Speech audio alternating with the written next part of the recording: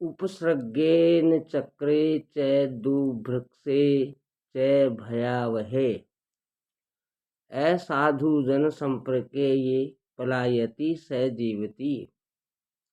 प्राकृतिक आपत्तियां जैसे अधिक वर्षा होना और सूखा पड़ना अथवा दंगे फसाद होना, महामारी के रूप में रोग फैलना और शत्रु के आक्रमण करने पर तथा भयंकर अकाल पड़ने पर और नीच लोगों का साथ होने पर जो व्यक्ति सब कुछ छोड़ छाड़ कर भाग जाता है वह मौत के मुंह में जाने से बच जाता है। पुण्यात्माओं, भावार्थ ये है कि जहाँ दंगे फसाद हों उस जगह से व्यक्ति को दूर रहना चाहिए।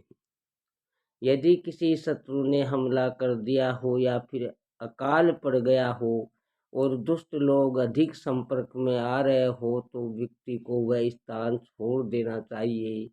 जो ऐसा नहीं करता वह मृत्यु का ग्रास बन जाता है। आवाज की दुनिया के दोस्तों, धर्मार्थ काम मोक्षाणाम यस्कोऽपि न विद्यते जन्म जन्मानि मृतेषु मरणम तस्य केवलम। जिस व्यक्ति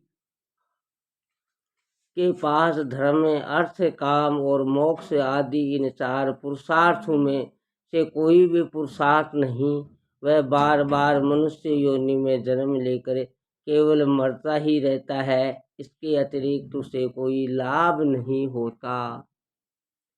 चाणक्य का भाव ये है कि व्यक्ति मनुष्य जन्म में आकर धर्म, अर्थ और काम के लिए पुरुषार्थ करता हुआ मोक्ष प्राप्त करने का प्रयत्न करे।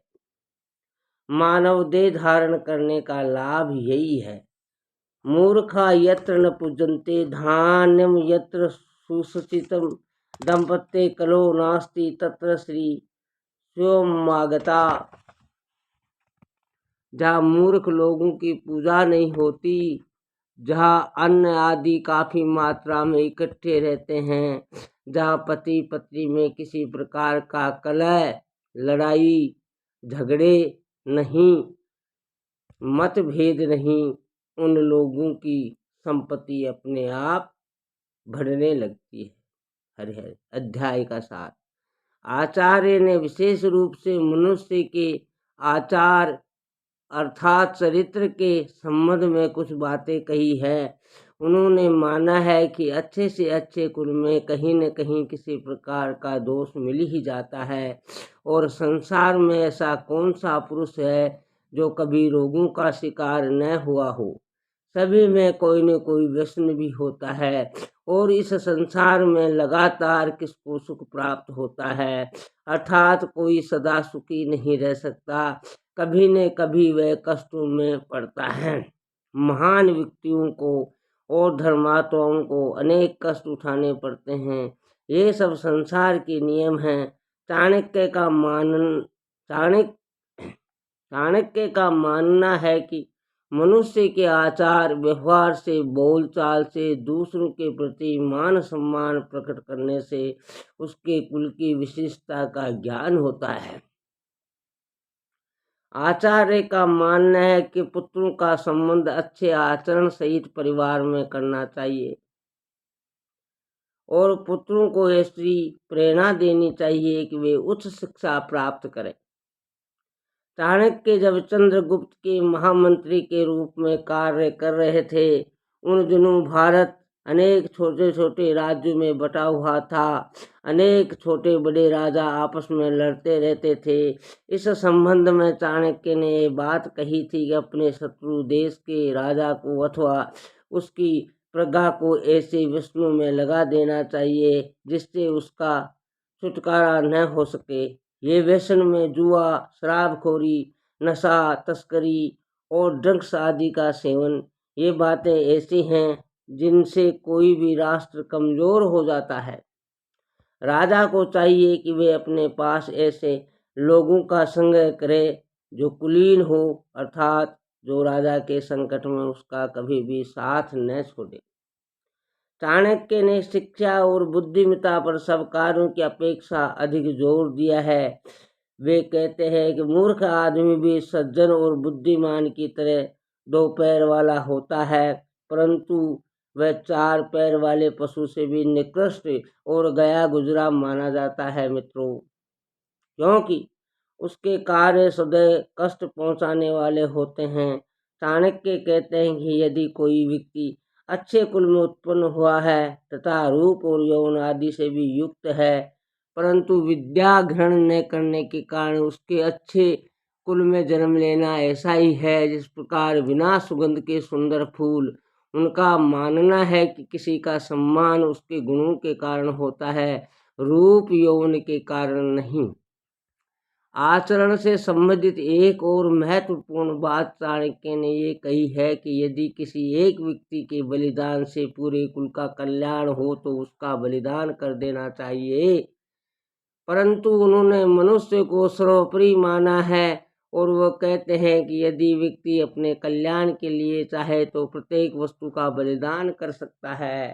सज्जनों, भाइयों, बहनों, वे कहते हैं कि व्यक्ति को अपनी निर्धनता दूर करने के लिए उद्यम करते रहना चाहिए और पापी से बचने के लिए प्रभु का स्मरण करते रहना चाहिए। उन्होंने बार बार मनुष्य को सचेत किया है कि वह किस प्रकार कष्टों से बच सकता है। उनका कहना है कि व्यक्ति को सदैव सतर्क रहना चाहिए। चाणक्य ने ऊपर कहा है कि प्रत्येक व्यक्ति में कोई न कोई व्यसन होता है। बहुत से लोगों में अपनी मान प्रतिष्ठा कायम करने के लिए ऐसे कार्य करने की प्रेरणा होती रहती है जिसके कारण उन्हें कष्ट उठाना पड़ता है। इसलिए व्यक्ति को चाहिए कि प्रत्येक कार्य की एक सीमा निर्धारित करके आचरण करे। व्यक्ति के आचरण से संबंधित एक और महत्वपूर्ण बात आचार्य ने कही है कि मधुर भाषण करने वाला व्यक्ति सारे संसार को अपना बना सकता है। इसलिए उन्होंने कहा कि अनेक कुपुत्र होने के बजाय एक सुपुत्र होना कहीं अच्छा है। चाणक्य ने एक और बात इस अध्याय में बहुत महत्वपूर्ण कही है कि आज भी अधिकांश लोग ये बात नहीं जानते कि बच्चों से किस प्रकार का व्यवहार करना चाहिए।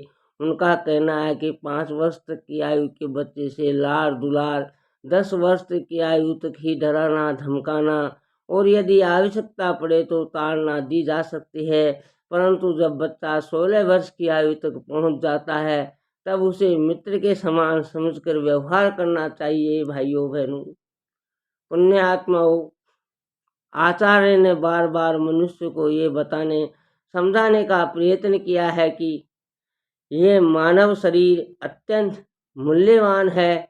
व्यक्ति को अपना दायित्व निभाने के लिए यथाशक्ति धार्मिक कार्य करते रहना चाहिए।